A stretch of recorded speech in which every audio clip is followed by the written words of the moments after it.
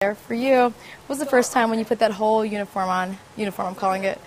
Did you stand up straight, or did you feel a little different? The first day I showed up here in April, I was shooting the television show I do in New York, and I had to come in to get a sequence with Scarlett Johansson. And so I flew in, quickly did a sort of introductory tutorial on the process, and then the next day shot the sequence, and then flew back. Blacklist. Flew back to the Blacklist, and they set it up. It was great, actually. The technology was such that I put on the suit, and they sort of you do a range of motion, and then they record the range of motion with all the markers on and all the transmitters and everything, and then they sort of plug it into some program. I would move and I could watch it live as Ultron. That's cool. And that's the first time I stood up a little straighter. For this, Josh told me you're the only actor that actually says his words verbatim. You put your own spin on it. He goes, but oh wait.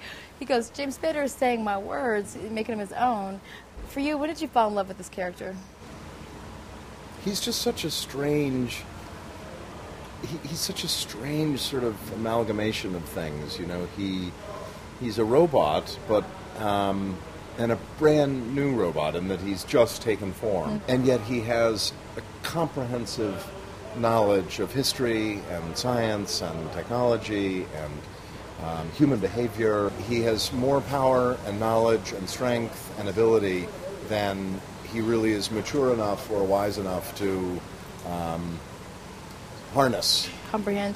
And it's important to play the bad guy that's not one-dimensional, right?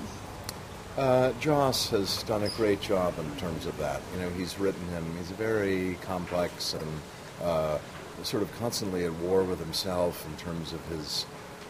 he argues with himself, and he's conflicted at times about his actions and also his... but he has a mission. Have there been any cuts or bruises or any hurt, you know?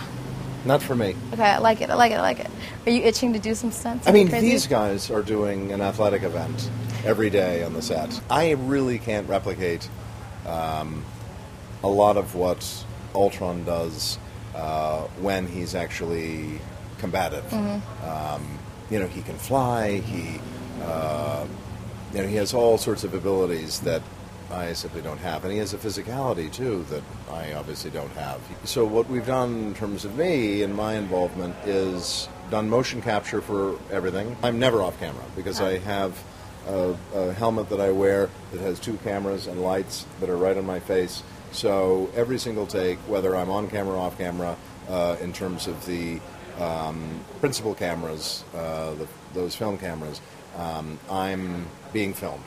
I know you said Scarlett gave you advice about, you know, joining this world, but who else, what other cast members gave you really good advice that you could share with us?